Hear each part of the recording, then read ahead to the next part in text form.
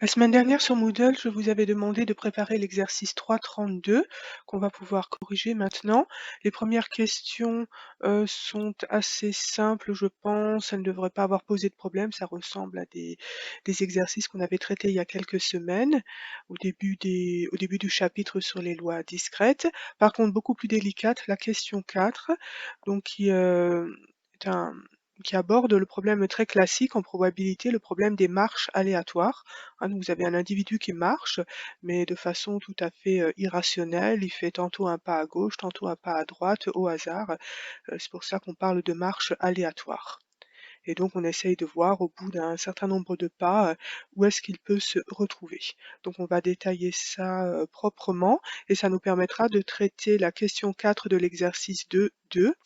Donc un exercice qu'on avait laissé inachevé il y a quelque temps. Il manquait cette question 4 qui requiert d'introduire un certain nombre de notations, comme vous allez le voir dans un instant. Donc c'était plus rationnel de traiter simultanément la question 4 de l'exercice 2 le même jour que la question 4 de l'exercice 3.32. Ça fera gagner du temps en récupérant les mêmes notations.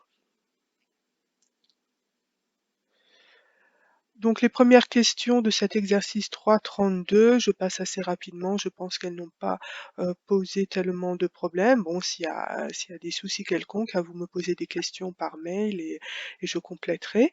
La première question permettait de réviser l'essentiel à connaître le minimum vital sur la loi de Bernoulli. Hein, donc c'est une loi, une variable aléatoire qui ne prend que deux valeurs, la valeur 1 et la valeur 0. Le paramètre P, c'est la probabilité de la valeur 1, donc la probabilité de la valeur 0, c'est 1 moins P. Et ici, on est dans un cas particulièrement simple parce que le paramètre P vaut 1,5, donc tout se simplifie et on a la même probabilité 1,5 aussi bien pour la valeur 1 que pour la valeur 0. Alors on avait démontré il y a très longtemps, ça c'est un résultat à connaître maintenant, que pour une loi de Bernoulli, l'espérance c'est P, et la variance P 1 moins P, donc ici avec P égale 1,5, on trouve 1,5 pour l'espérance et 1/4 pour la variance. À la question 2, on avait une nouvelle loi, la loi de Rademacher. J'ai pas l'impression qu'on l'avait déjà rencontrée, donc il faudrait la rajouter dans le grand tableau qu'on avait construit il y a quelques semaines en cours. On avait fait un grand tableau récapitulatif de toutes les lois discrètes, donc ça serait bien de rajouter une ligne pour la loi de Rademacher, hein. Donc c'est une loi qui ne prend que deux valeurs, un peu comme la loi de Bernoulli. Simplement, au lieu d'avoir deux valeurs 0 et 1, ces deux valeurs, c'est -1 et +1. Et toutes ces deux valeurs avec la probabilité 1,5. Donc on la relie, cette loi de Rademacher, on la relie à la loi de Bernoulli grâce au changement de variable qui est noté ici, hein, y égale 2x moins 1. Donc c'est ça qui permet de voir quand x prend les valeurs 0 et 1, ça entraîne pour y la valeur -1 et +1. Et ça permet d'identifier les probabilités aussi bien pour la valeur -1 que la valeur +1. Donc pour l'espérance et la variance de cette loi de Rademacher, il n'y a pas de gros calcul à faire, on peut le déduire simplement du changement de variable qui était indiqué là-haut. Y égale 2x moins 1, donc l'espérance de 2x moins 1 c'est 2 fois l'espérance de x moins 1 puisque l'espérance est linéaire, et comme espérance de x, la loi de Bernoulli c'est 1,5, vous vous retrouvez finalement avec une espérance nulle pour la loi de Rademacher. Pour la variance, vous reportez la même formule de changement de variable à l'intérieur de la variance, c'est la variance de 2x moins 1. C'est la même chose que variance de 2x. Souvenez-vous, les règles de calcul sur la variance, la translation n'a aucune influence sur la variance. Et quand vous voulez sortir une constante de la variance, ici on veut sortir le nombre 2, donc attention, c'est pas linéaire comme l'espérance, hein, vous pouvez pas vous contenter de sortir juste votre nombre, il faut le sortir au carré, hein, donc l'espérance est linéaire, la variance elle est quadratique. Donc là on sort la constante au carré, 2 au carré. Hein. Donc comme la variance de x, la loi de Bernoulli valait 1/4, ça se simplifie et vous trouvez une variance 1 pour la loi de Rademacher. Ensuite, votre énoncé, il faisait une somme de plusieurs variables de Rademacher, y1 plus y2 plus y3 plus yn. Dans l'énoncé, il travaille avec n égale 100, mais ça ne coûte pas plus cher d'exposer la théorie avec un n quelconque, et ça nous servira pour l'exercice 2.2 qu'on voulait terminer. Il reste juste la question 4 à compléter. Voilà, donc vous avez pour chaque indice K, donc K prenant les valeurs entières 1, 2, 3 jusqu'à N, vous avez une loi de Rademacher comme précédemment, c'est-à-dire la variable aléatoire YK qui ne prend que deux valeurs, -1 ou +1, les deux valeurs avec la même probabilité 1/2. Donc l'espérance de chaque YK c'est 0, la variance de chaque YK c'est 1 d'après la question précédente. Donc pour obtenir à partir de là l'espérance et la variance de Sn, mettons l'espérance, et bien par linéarité de l'espérance de la somme, c'est la somme des espérances, et chaque espérance étant nulle, vous trouvez là aussi une espérance nulle pour Sn. Et pour la variance de Sn, donc en général, on n'a pas toujours le droit de dire que la variance de la somme, c'est la somme des variances, hein, c'est pas automatique comme pour l'espérance. Pour avoir droit à cette formule simple, il faut que les variables YK soient indépendantes. Donc relisez l'énoncé, c'est indiqué quelque part. Donc avec cette hypothèse d'indépendance, la variance de la somme, c'est effectivement la somme des variances, de les variances de chaque loi de Rademacher. Donc on avait vu que la variance pour une loi de Rademacher, c'est 1. Donc vous vous retrouvez avec une somme où vous faites 1 plus 1 plus 1 n fois et vous obtenez donc une variance égale à n pour Sn. Donc dans l'énoncé, hein, où il travaille avec n égale 100, je vous laisse voir ce que deviennent ces résultats. On vous demandait aussi de faire la liste des valeurs prises par Sn. Bon, on va juste faire la liste des valeurs prises par Sn. On ne va pas se lancer dans le calcul des probabilités pour chacune de ces valeurs, ça serait un peu trop compliqué. Donc justement, vous avez vu qu'on a pu calculer l'espérance et la variance de Sn, même sans connaître les probabilités des diverses valeurs prises par Sn. Alors Sn, on obtient comment sa valeur? On fait une somme de n termes parmi lesquels il y a des +1 et il y a des -1. Voilà, donc pour voir un peu plus clair, on va regarder combien de termes prennent la valeur +1. Voilà, donc je note petit a, le nombre de termes égaux à +1, et petit b, le nombre de termes égaux à -1 dans cette somme. Alors j'ai considérablement allégé les notations, hein, il faudrait mettre un indice n, et puis surtout ces a et b, ben, ils sont aléatoires, hein, donc je devrais les noter avec des lettres majuscules. Bon, j'ai peut-être un peu trop simplifié ici. Voilà, donc vous avez ici un paquet de +1, de -1, paquet de n termes, parmi lesquels il y en a a qui sont égaux à +1 et les autres b qui sont égaux à -1. Donc le nombre total de termes dans cette somme, c'est-à-dire n, ça se décompose en a plus b. Hein, vous avez n termes, certains qui sont égaux à +1, leur nombre c'est a, certains qui sont égaux à -1, leur nombre c'est b, donc la somme a plus b, forcément ça doit être égal à n. A et b c'est des entiers, hein, donc en particulier ils sont positifs. Donc cette expression, si je la transforme en b égale n moins a, ça doit être positif, donc à partir de là, j'arrive à déduire que a doit être plus petit que n. Voilà, donc les valeurs possibles pour a, ben, c'est tous les entiers, 0, 1, 2, 3 jusqu'à n. À partir de là, on va pouvoir obtenir un éventail des valeurs possibles pour Sn. Hein, donc Sn, c'est une somme de n termes où il y a a termes qui sont égaux à +1. Donc la somme de ces a termes égaux à +1, ça fait a. Et puis il y a aussi b termes égaux à -1. Donc la somme de ces b termes, tous égaux à -1, ben, c'est égal à -b. Donc la somme de tous les termes, ça vous fait a moins b. Et ça représente Sn. Et si vous injectez là-dedans la formule qu'on avait trouvée pour b, n-a, vous vous retrouvez avec a moins n-a. Donc quand vous distribuez le signe moins, ça vous fait a plus a moins n, 2a moins n. Voilà, donc là-dedans, le n il est constant. Dans l'énoncé, il voulait prendre n égale 100, mais ça coûte vraiment pas plus cher. Vous venez de le voir, de traiter tout de suite le cas général. Et donc à partir de là, donc n est constant, il y a juste a qui varie. Hein. A, c'est un entier qui prend les valeurs 0, 1, 2, etc. jusqu'à n. Donc à partir de là, vous pouvez décrire l'ensemble de toutes les valeurs possibles pour Sn. Mettons la première possibilité pour a, la valeur 0, de vous retrouver avec 0 moins n, donc ça fait moins n. Pour a égale 1, 2a, ça vous fait 2 moins n, donc vous le retrouvez ici, moins n plus 2, ainsi de suite. Hein, pour a égale 2, 2a, ça fait 4, donc vous avez 4 moins n. J'ai noté moins n plus 4 là, et ainsi de suite, vous continuez, mettons l'avant-dernier terme ici pour a égale n moins 1, donc 2a ça fait 2n moins 2, Quand vous faites encore moins n, 2a moins n, ça vous fait n moins 2.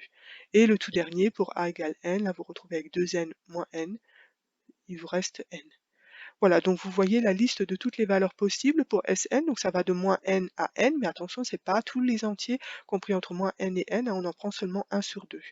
Donc mettons si vous avez un n impair, mettons, je sais pas, 57, la liste de toutes les valeurs possibles pour Sn, c'est 57, 55, 53, etc., tous les impairs, et vous descendez jusqu'à moins 57. Voilà, par contre, dans l'énoncé où vous avez n égale à 100, un n pair, alors là, dans votre liste, vous avez tous les entiers pairs compris entre moins n et n, donc 100, 98, 96, 94, etc., etc. On descend, donc il y a les nombres pairs 6, 4, 2, 0, moins 2, moins 4, et ça continue du côté des négatifs jusqu'à moins 98, moins 100. Voilà. Donc une remarque, hein, si vous voulez que Sn puisse éventuellement atteindre la valeur 0, c'est possible uniquement si n est pair. D'accord? Donc ça, c'est une remarque qui nous servira à la fin quand on terminera l'exercice 2.2. On verra ça tout à l'heure. Voilà, donc là, on a décrit en partie la loi de Sn, on a la liste de toutes les valeurs et on ne va pas se lancer dans un calcul de probabilité pour chacune de ces valeurs, hein, ça serait un peu délicat niveau L2 et on n'en a pas besoin. Vous avez vu qu'on a réussi à calculer l'espérance et la variance de Sn, même sans connaître ses probabilités. Alors maintenant, l'interprétation, jusque-là c'était seulement des petits calculs, puis maintenant on va avoir une interprétation concrète, le problème des marches aléatoires. Donc vous avez un bonhomme aléatoire qui part ici du point 0, à l'instant t égale 0, il est au point 0, et puis il se déplace absolument n'importe comment. Parfois il fait un pas vers la droite, ou bien un pas vers la gauche. C'est totalement au hasard, il est absolument pas rationnel, donc ça peut être un pas vers la gauche ou un pas vers la droite, à chaque fois avec une probabilité 1/2 dans un cas comme dans l'autre. Bon, mettons qu'à l'instant t égale 0, il soit là, hein.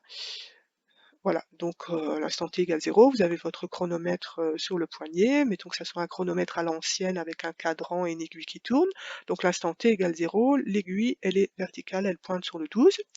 Et puis après, donc elle descend, elle fait un tour de cadran, et l'instant t égale 1, c'est quand de nouveau elle se retrouve à la verticale en pointant sur le chiffre 12. Et dans ce laps de temps, pendant que l'aiguille fait un tour de cadran, le bonhomme aléatoire, il fait un mouvement, soit un pas vers la droite ou un pas vers la gauche. Et donc à l'instant t égale 1, il se retrouve soit au point plus 1 ou au point moins 1. Voilà, alors partant de là, de nouveau pendant le laps de temps, quand l'aiguille fait son tour de cadran, donc entre l'instant t égale 1 et l'instant t égale 2, de nouveau le bonhomme aléatoire fait soit un pas vers la droite, alors là il se retrouverait au point 2, si mettons qu'il parte du point 1, admettons qu'à l'instant t égale 1 il soit au point 1, alors à l'instant t égale 2, soit il est arrivé au point 2, soit il est arrivé au point 0. Si maintenant au point à l'instant t égale 1, il était ici au point moins 1, alors à l'instant t égale 2, il est arrivé soit au point moins 2, soit au point 0, et ainsi de suite, hein. D'accord? Donc chaque fois que je parle de l'instant t égale bon, n'importe quel entier, mettons l'instant t égale k, hein, c'est le moment où sur votre chronomètre, l'aiguille est à la verticale et qu'elle pointe sur le chiffre 12. Et des mouvements du bonhomme aléatoire se passent toujours pendant le laps de temps où l'aiguille fait son tour de cadran, c'est-à-dire les mouvements se passent toujours entre l'instant k et l'instant k plus 1. Hein, mais chaque fois qu'on est à un instant k avec un entier k quelconque, le bonhomme se retrouve toujours sur l'un des points en rouge, maintenant lequel, ça effectivement c'est un petit peu plus délicat, il y a plein de cas qui peuvent se distinguer. Voilà, donc on suppose qu'il fait toujours des pas de 1 mètre, et 1 mètre, donc c'est la distance entre deux points consécutifs, hein. Voilà, alors cette marche aléatoire, elle se passe comment? Entre l'instant, mettons l'instant k-1 et l'instant k, hein, c'est ce que je vous disais tout à l'heure, il fait soit un pas vers la droite ou un pas vers la gauche, toujours avec probabilité 1/2, et il choisit, enfin il choisit même pas, hein, il est complètement irrationnel, c'est le hasard à chaque mouvement. Voilà, donc à chaque instant J, il se retrouve sur l'un des points en rouge, hein. Voilà, donc le mouvement se fait entre deux dans le laps de temps qui sépare l'instant J et l'instant J plus 1. Voilà, donc on va, comme le mouvement se fait de façon hasardeuse, aléatoire, on va pouvoir utiliser une variable aléatoire pour modéliser ce mouvement entre les instants k-1 et k. On va prendre la valeur plus 1 si pendant cette durée, le bonhomme fait un pas vers la droite, et la valeur moins 1 si au contraire il fait un pas vers la gauche entre ces deux instants. Donc ça correspond à un tour de cadran, au mouvement qu'il effectue pendant que l'aiguille de votre chronomètre fait un tour de cadran. Et quand elle a fini son tour de cadran, qu'elle est nouveau à la verticale, c'est ça l'instant T, il est arrivé sur l'un des points en rouge, maintenant lequel on ne sait pas. Voilà, donc tout de suite, bien repérer que cette variable aléatoire YK, elle suit la loi de Radmacher. Elle prend que deux valeurs, plus 1, moins 1, toutes les deux avec la probabilité 1/2, c'est exactement une loi de Radmacher. Et dans l'énoncé, ils introduisent une variable Sn. Bon, eux, ils travaillent avec l'indice 100. Nous, on fait tout de suite le cas général. Donc, c'est une suite vous avez une suite de variables de Radmacher et vous les additionnez. Et ça, ben, ça va vous donner la position qu'il a atteinte à l'instant n après avoir fait n pas. On avait commencé sur le schéma à faire apparaître cette variable S1, S2 sans la nommer.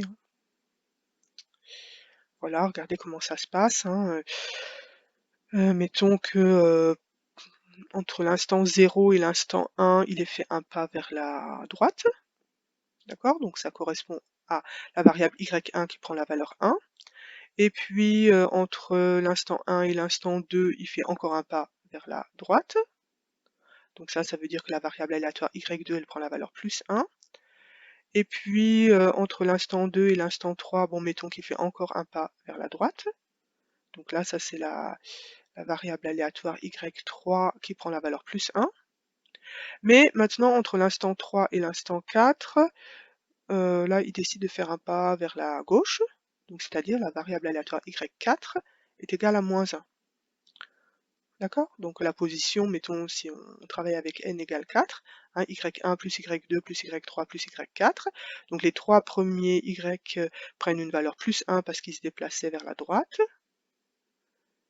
Et puis le quatrième, y4, il prend la valeur moins 1 parce qu'entre l'instant 3 et l'instant 4, il a fait un pas vers la gauche. Donc 1 plus 1 plus 1, 3 fois moins 1, ça vous fait bien 2. Donc faites quelques essais, effectivement ça vous indique exactement la position à l'instant n. Voilà, donc on le laisse, ce bonhomme aléatoire, on le laisse divaguer pendant un certain temps. Donc dans l'énoncé, il le laisse divaguer pendant, mettons que l'unité de temps entre deux instants, ça soit des minutes. D'accord? Donc mettons que dans l'énoncé, là, il le laisse divaguer pendant 100 minutes. Et au bout de 100 minutes, on voudrait essayer d'évaluer dans quelle zone on peut le trouver. On ne sait pas exactement où c'est qu'on va le trouver. Bon, disons, on aimerait qu'au moins à 95%, on puisse assurer qu'on va le retrouver au bout de 100 minutes à l'intérieur de l'intervalle que j'ai dessiné ici en orange. Voilà, donc les bornes de l'intervalle R et moins R, il faut être bien conscient que c'est des constantes, des vraies constantes. Je ne suis pas en train de dire qu'au bout de 100 minutes, il se retrouve ici sur le point R. J'en sais rien du tout. Peut-être qu'au bout de 100 minutes, il est revenu dans la zone centrale, ça peut être n'importe quoi. Je ne suis pas non plus en train de dire que le R, c'est la valeur maximale qu'il ait atteinte au cours de ses mouvements, qu'il soit allé jusqu'à R et puis qu'il soit revenu vers le centre. La valeur maximale la distance maximale qu'il a atteinte, c'est aussi une variable aléatoire, donc on ne sait pas quelle valeur ça peut prendre. Tout ce qu'on est en train de dire, c'est qu'on veut chercher un nombre R, une vraie constante, telle qu'à 95%, au bout de n pas, on soit sûr de le trouver dans cet intervalle en orange. Voilà, donc là aussi, au début du raisonnement, tant que c'est pas trop lourd, on va raisonner dans le cadre général, c'est-à-dire qu'on suit ce bonhomme aléatoire pendant n minutes avec un n quelconque général. On verra plus tard quand les calculs deviendront un petit peu plus délicats, là on se replacera dans le cadre de l'énoncé avec n égale 100. Voilà, donc on aimerait trouver un nombre R tel que la probabilité que la variable Sn se retrouve dans l'intervalle de moins R à R soit 95%. Voilà, donc je prends un R entier, on va travailler seulement avec des distances entières, hein, puisqu'on regarde la position du personnage seulement à des laps de temps réguliers, après des durées de parcours qui s'expriment en un nombre entier de minutes. Donc ces distances, vous avez vu les conventions qu'on a prises, c'est toujours des nombres entiers de mètres, hein. Voilà, donc c'est pour ça la raison pour laquelle on prend R entier. Voilà. Alors, donc Sn, je vous rappelle, c'était une somme de variables YK, des lois de Rademacher. Et là, on va exploiter à fond l'astuce qu'on avait dans les premières questions de l'énoncé, qui permettent de faire un lien entre les lois de Rademacher et les lois de Bernoulli. Hein, on a vu chaque loi de Rademacher, on peut l'écrire sous la forme 2x moins 1 avec x une loi de Bernoulli. Voilà, donc pour chaque variable yk, on lui associe une variable xk qui suit une loi de Bernoulli avec le paramètre p, je vous rappelle 1,5. Hein. Voilà, donc quand on fait Sn, quand on regarde la somme Sn, hein, je vous rappelle, c'est la somme des lois de Rademacher, y1 plus y2 plus yn. Vous injectez dans ce sigma l'expression 2xk moins 1. Donc vous allez avoir 2 fois la somme des xk. Et puis plus loin, une somme où vous avez 1 plus 1 plus 1 répété n fois. Et donc ce 1 plus 1 répété n fois, ça vous fait une constante moins n. Et donc là, le premier sigma, on va l'écrire sous la forme Tn, et il va se présenter comme une somme de n Bernoulli. Alors ça, tout de suite, on a le réflexe de tout de suite repérer que cette variable Tn, elle va suivre la loi binomiale BNP. Donc n, c'est le nombre de Bernoulli que vous êtes en train de sommer, et puis P, c'est le paramètre commun à tous ces Bernoulli. Donc ici, les Bernoulli, ils ont tous un paramètre P 1,5. Et pourquoi ces variables xk sont indépendantes? Eh bien, c'est parce que les YK sont indépendants, hein. On vous dit bien que ce bonhomme aléatoire, il est tellement irrationnel que le mouvement qu'il a fait entre l'instant k-1 et l'instant k, ça va pas influencer le mouvement qui va opérer ensuite entre l'instant k et l'instant k plus 1. Il est complètement irrationnel, il n'a pas de suite dans les idées, donc le mouvement qu'il opère pendant 1 minute, bon, il va pas le poursuivre forcément logiquement la minute suivante. Voilà, donc ici, on a tout à fait ce qu'il faut pour affirmer que Tn suit une loi binomiale. Hein, on a une somme de n Bernoulli indépendants et ils ont tous le même paramètre P. Donc là, on est en terrain connu. Hein. L'espérance pour une loi binomiale, c'est NP, donc ici avec P 1,5, on a du n sur 2. La variance, NP 1 moins P, ici contrôlé, on a du n n-quart. Voilà, donc jusqu'à présent, vous avez vu, hein, c'est vraiment pas plus compliqué de travailler avec un n quelconque. C'était pas la peine dès le départ de se placer dans le cadre de l'énoncé avec une somme de 100 lois de Rademacher. Vous voyez qu'avec une somme de n Rademacher, n quelconque, ça, à la limite, c'est même plus facile à rédiger un indice n plutôt qu'un indice 100. Bon, alors maintenant qu'il va y avoir quelques calculs, pour rendre les choses un peu plus concrètes, on va vraiment se placer dans le cadre de l'énoncé, puis à partir de maintenant, on va travailler avec n égale 100. Parce que bien sûr, notre objectif, hein, comme dans la vidéo précédente, c'est de pouvoir remplacer la loi binomiale.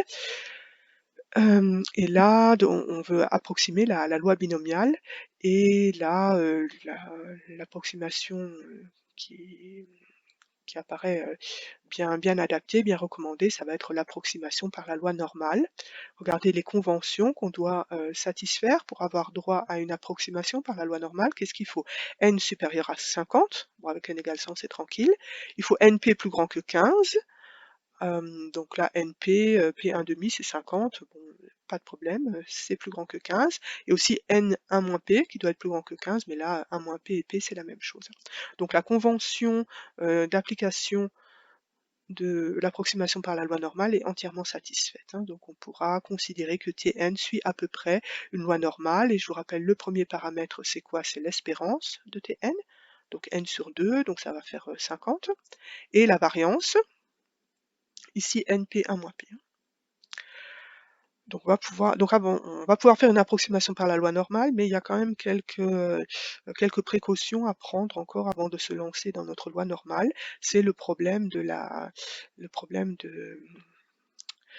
du rectificatif de continuité, parce qu'on part ici d'une loi binomiale qui est une loi discrète, hein, qui ne prend que des points entiers, qui ne prend que des valeurs entières, elle ne charge que les points entiers, et on va la remplacer par une loi qui a une nature complètement différente. À la loi normale, elle ne charge pas les points entiers, elle charge uniquement les intervalles.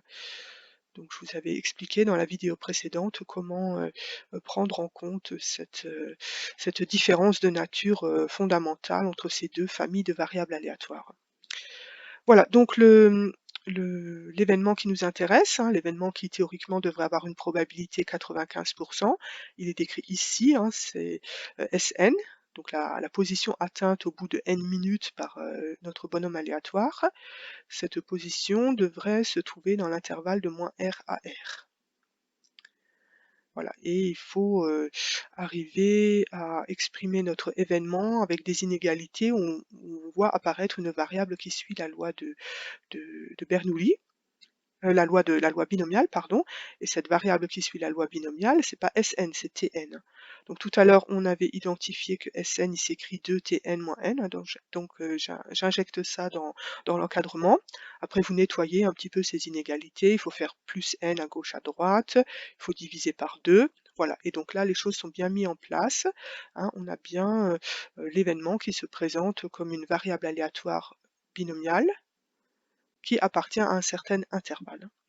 Voilà, donc on a déjà fait en TD différents exercices de ce style, hein. Donc quand on demande à une loi binomiale de prendre un certain nombre de valeurs entières et qu'on veut utiliser l'approximation par la loi normale, hein, il faut se ramener à des intervalles un petit peu plus larges.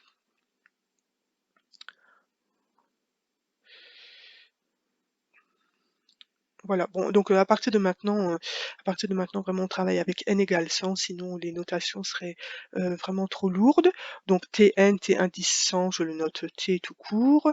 Sn, hein, dans l'énoncé, note ça S indice 100, je le note sous cette forme-là, S tout court, pas d'indice. Voilà, donc l'événement qui nous intéresse, c'est-à-dire le bonhomme aléatoire qui se retrouve à 95, bon, on n'a pas encore injecté cette probabilité 95, en tout cas la probabilité qui se retrouve dans l'intervalle de -r à r, ça s'écrit finalement, donc t, la variable aléatoire qui suit la loi binomiale, donc encadré entre, alors n sur 2, ça fait 50, hein, maintenant on remplace n par 100, moins r sur 2, et en borne supérieure, 50 plus r sur 2. Voilà, donc si jamais donc regardez, je ne perdez pas de vue que le rayon R, la distance R, hein, c'est un entier. Alors si jamais il est pair, eh bien les bornes de cet encadrement, ce sont des entiers, c'est-à-dire des valeurs réellement prises par, par la, par la variable binomiale, la variable t. Hein, regardez, si R est pair, R sur 2 c'est un entier, donc 50 plus R sur 2 et 50 moins R sur 2, c'est des entiers. Donc mettons que le 50 plus R sur 2, ça soit égal à, je sais pas, 57, mettons, hein, mettons que R, ça soit 14. Voilà, donc ici, vous avez la dernière valeur possible pour notre loi binomiale, c'est 57, hein, on a dit 57. Voilà, donc vous avez votre loi binomiale qui ne charge que des points entiers, donc elle charge le point 55, 56, 57, mais il ne faut pas prendre le suivant, le 58. Et on veut donc remplacer cette loi discrète qui ne charge que les points entiers, on veut la remplacer par une loi normale qui ne charge que des intervalles. Donc on avait vu, l'idée c'est de prendre, mettons, la charge, la probabilité qui est au point 57, et c'est de l'étaler sur un intervalle autour de 57, un intervalle d'amplitude 1,5. Hein, donc il faudra autour de cette valeur 57, créer un intervalle de longueur 1,5, donc c'est pour ça que la borne supérieure, il faudra lui rajouter 1,5. Puis pareil du côté de la borne inférieure, il faut un peu agrandir, un peu étaler, et on aura un terme moins 1,5. Voilà, donc on avait déjà fait ça dans les exercices précédents, hein. Si vous retrouvez ici avec deux valeurs entières, c'est-à-dire des valeurs qui sont réellement prises par notre loi binomiale t, vous ne changez rien à la probabilité en agrandissant légèrement l'intervalle, plus 1,5 à droite et moins 1,5 à gauche, hein, le petit morceau d'intervalle que vous avez rajouté entre 57 et 57,5. De toute façon, dans cette zone-là, une loi binomiale, elle ne prend aucune valeur. Donc là ici, la formule que j'écris, elle est encore parfaitement exacte, hein. Le symbole d'égalité, c'est encore une vraie égalité. On n'a pas fait d'approximation pour l'instant. On n'a pas de terme d'erreur. On n'a rien perdu comme précision, hein. Voilà, donc le correctif de continuité, c'est ça, un petit peu agrandir heu, l'intervalle autour des valeurs entières. Regardez tous les exercices qu'on a fait dans les séances de TD avant les vacances de la Toussaint, on avait fait ça très fréquemment. Alors par contre, si votre R il est impair, donc là le R sur 2, bah, c'est plus un entier, hein, mettons que R soit de la forme 2L plus 1 avec un entier L je sais pas comment. Donc le R sur 2, ça fait L plus 1/2. Hein, donc la borne inférieure, c'est 50 moins L entier moins 1/2. Et la borne supérieure, c'est 50 plus L plus 1/2. Ah, donc le 50 plus L, il est entier et il y a ce terme 1/2 qui se rajoute. Donc la, la- hein, donc on part de la formule ici qui est encadrée en vert. Hein, et on est obligé de distinguer deux cas selon que R est pair ou impair. Donc justement, cette probabilité-là dans le cadre en vert, qu'est-ce que ça donne concrètement pour nous? Hein, avec des bornes, dans l'encadrement des bornes 50 moins R sur 2 et 50 plus R sur 2, dans le cas où R est impair, les bornes de l'intervalle, ça n'est pas des entiers. D'accord? Hein, c'est 50 plus L plus 1/2, et en borne inférieure, 50 moins L moins 1/2. Voilà, donc les valeurs réellement prises par notre variable t, hein, notre variable binomiale, la première valeur qu'elle puisse prendre, c'est 50 moins L, 51 moins L, etc. On va en croissant jusqu'à 50 plus L, ça c'est la dernière valeur réellement prise par notre variable aléatoire t. Voilà, donc si notre probabilité, on l'écrivait sous cette forme, avec un encadrement par les bandes 50 moins L et 50 plus L, un encadrement avec des inégalités larges. On n'a rien de changé dans notre probabilité. Notre écriture est toujours exacte, hein. On a bien la probabilité de ces valeurs, les probabilités des points en rouge, hein. Voilà les valeurs réellement prises par notre variable binomiale t. Il n'y a rien de changé. Voilà, donc si on avait la formule qui se présentait sous cette forme, eh bien il faudrait rajouter un pratiquer notre correctif de continuité avant de pouvoir démarrer l'approximation par la loi normale. C'est-à-dire qu'on rajouterait plus un demi et moins un demi aux deux extrémités de l'intervalle. Donc ici, tout se passe comme si la formule qu'on avait dans le cadre en vert au départ, comme si elle intégrait déjà automatiquement le correctif de continuité, hein. Dans le cas où R est pair, il faut rajouter le correctif de continuité. Dans le cas où R est impair, le correctif de continuité, il est déjà en fait contenu dans la formule de départ. Voilà, donc on ne va pas comme ça continuer à distinguer deux cas, R pair et R impair, sinon ça complique tout. Il y a moyen de récapituler ça en une seule formule. Voilà. Votre probabilité, vous pouvez l'écrire comme une loi binomiale T encadrée entre ces deux valeurs. Hein, quand R est impair, le epsilon est égal à 0, bon, il n'y a rien de nouveau, c'est le cadre vert qu'on avait déjà précédemment. Et quand R est pair, hein, on a vu qu'il fallait légèrement agrandir l'intervalle pour que les valeurs entières qui étaient présentes aux bornes de l'encadrement, elles soient un petit peu étalées sur un intervalle d'amplitude 1/2 autour de ces valeurs. Donc là, pour R pair, on rajoute un terme 1/2, donc là, en notant ce epsilon égal à 1, ça correspond tout à fait. Voilà, donc il y avait un petit peu de travail pour bien prendre en compte le rectificatif de continuité. Et puis maintenant, enfin, on va pouvoir pratiquer notre approximation par la loi normale. Donc tout ce qu'on a écrit précédemment, c'est encore des égalités absolument parfaites, hein. Il n'y a aucun terme d'erreur, aucune approximation jusqu'à présent. Tout était encore parfaitement rigoureux. Donc c'est à partir de maintenant où on va faire une approximation.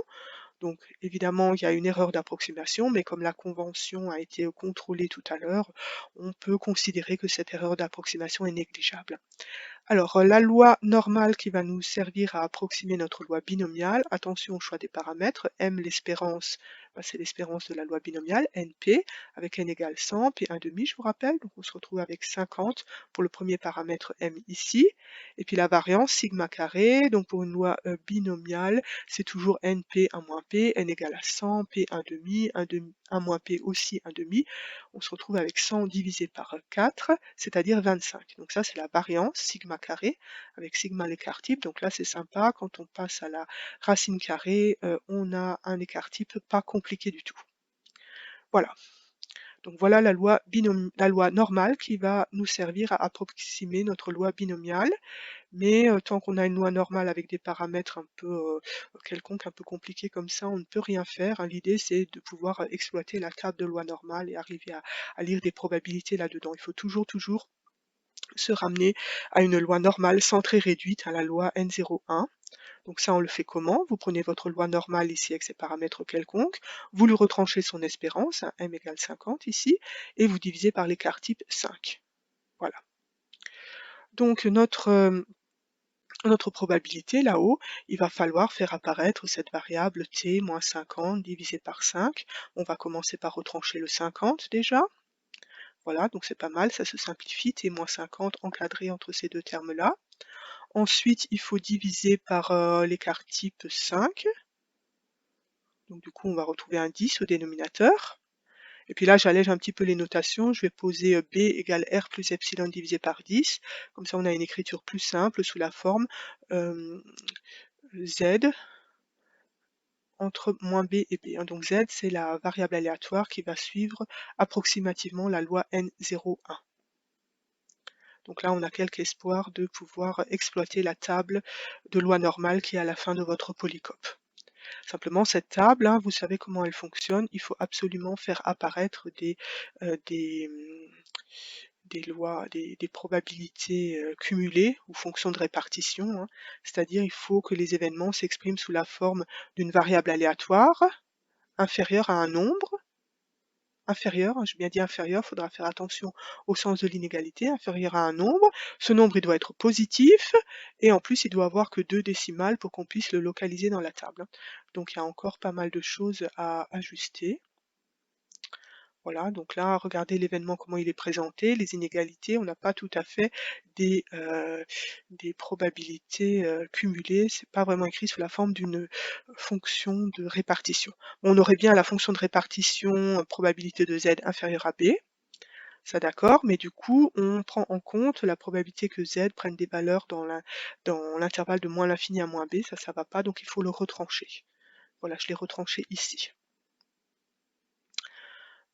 Ensuite, donc là c'est bien. Là, on a une probabilité cumulée, c'est bien la variable aléatoire inférieure à un certain nombre. Sauf que le nombre, il est négatif. Alors pour ça, on utilise la symétrie de la loi N01. Hein, cette loi N01, elle a pour, enfin n'importe quelle loi normale avec l'espérance nulle. La fonction densité, c'est du genre exponentielle de moins t carré. Donc c'est une fonction paire, hein. Donc si vous dessinez la courbe représentative de cette fonction, il y a une symétrie autour de l'axe des ordonnées. Donc vous savez, chacune de ces probabilités, vous savez la représenter comme une surface coloriée, une surface entre la courbe et l'axe des abscisses, hein. Donc faites le dessin, et comme ça vous pouvez vous convaincre que la probabilité d'avoir z inférieur à moins b, c'est la même chose que la probabilité d'avoir z supérieur à plus b.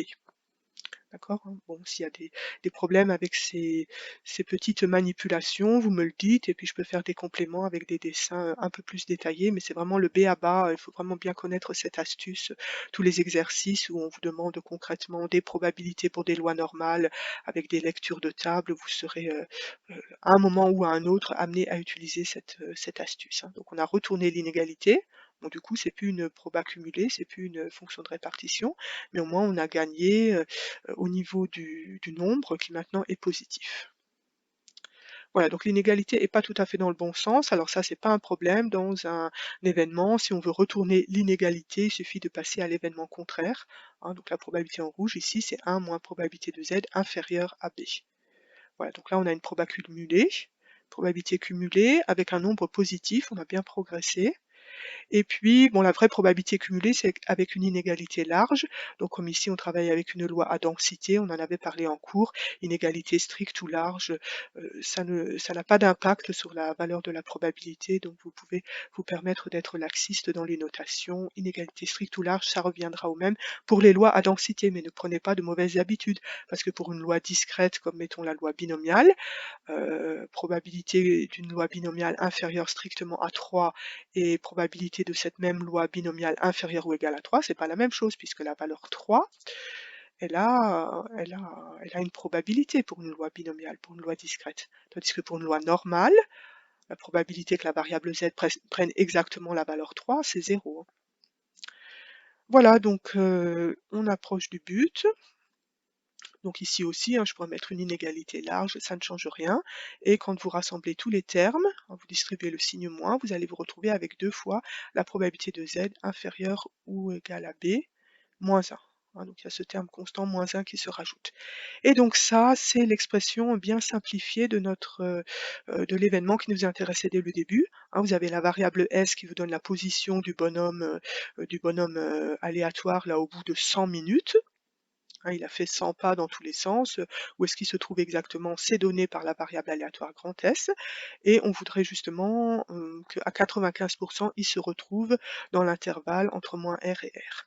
Voilà, donc cette proba devrait être égale à 95%. Bon, on va voir ce que ça donne. Après, on verra qu'il faudra un peu rectifier. Donc, admettons que cette probabilité, ça soit exactement 95%.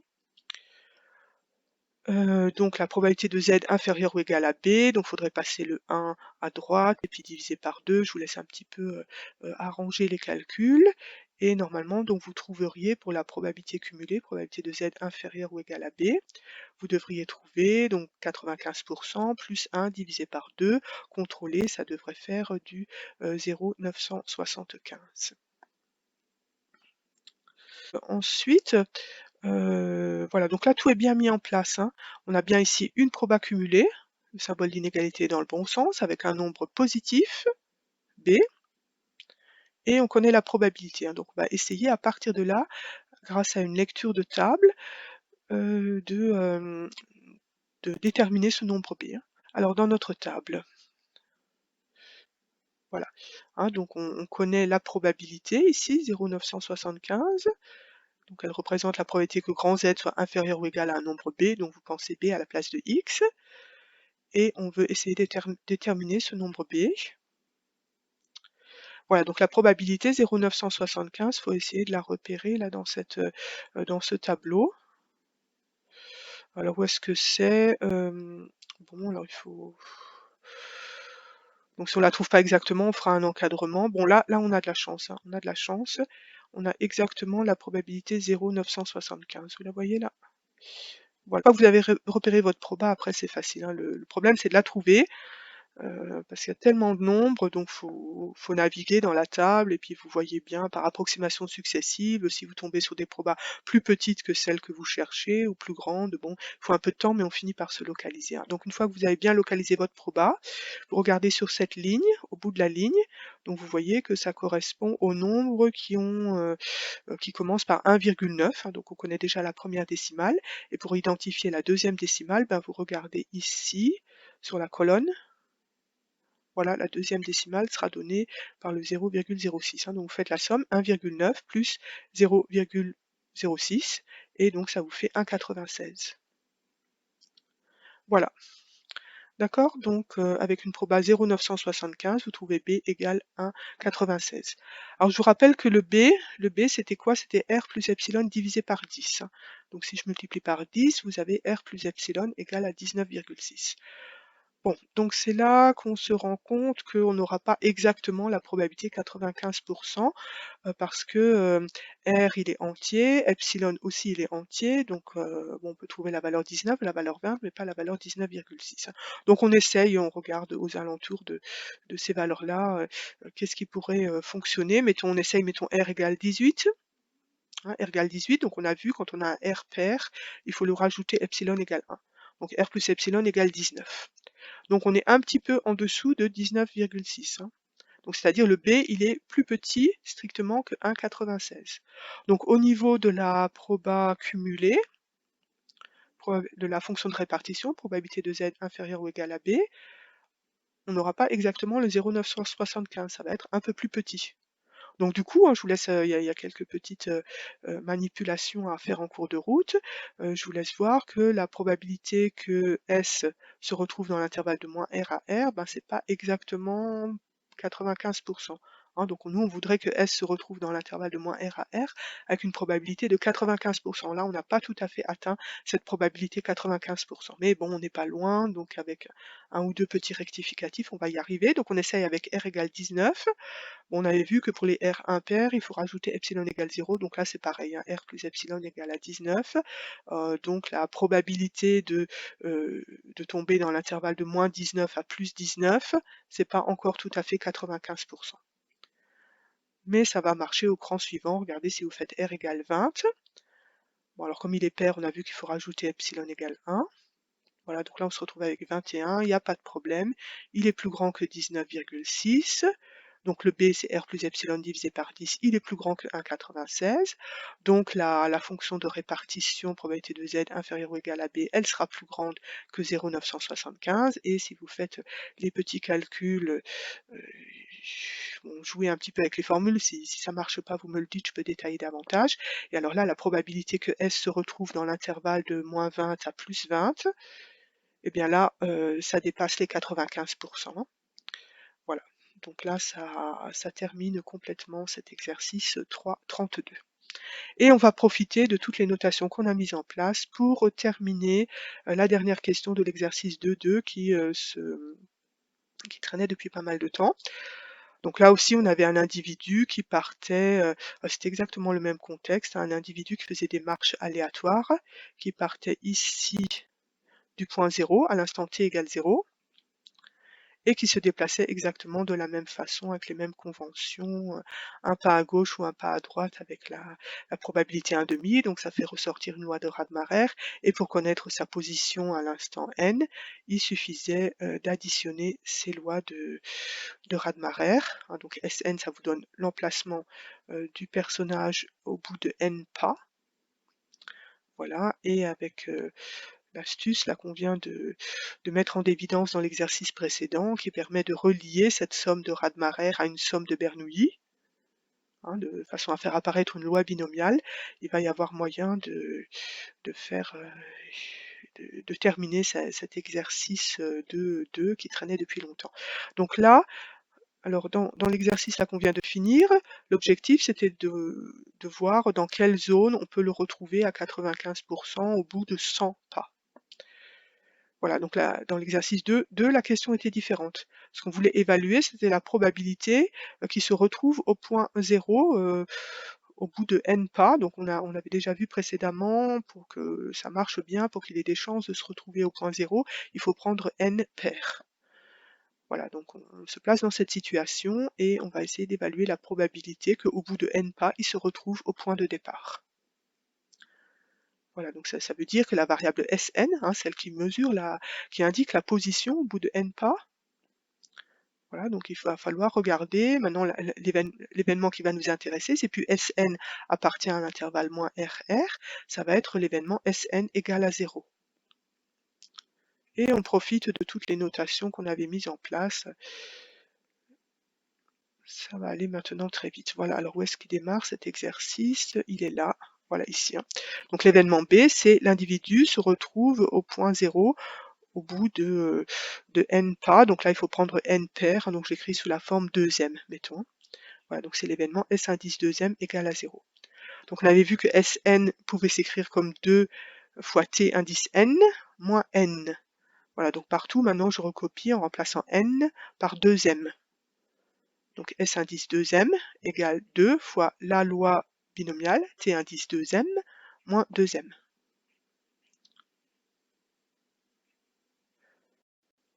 Voilà, donc S indice 2m est nul si T indice 2m est égal à m. Il y a les deux qui se simplifient. Et on va exploiter à fond que la variable t, elle suit une loi binomiale, donc de paramètre 2m, et deuxième paramètre p, 1/2 comme d'habitude.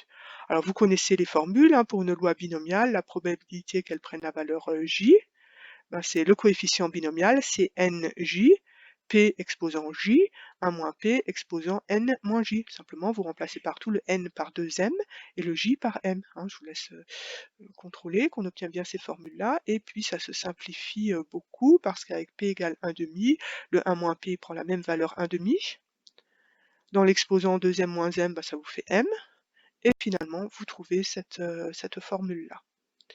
Voilà, donc 2 exercices qui vous permettent de faire connaissance avec ce problème très célèbre en probabilité, le problème des marches aléatoires.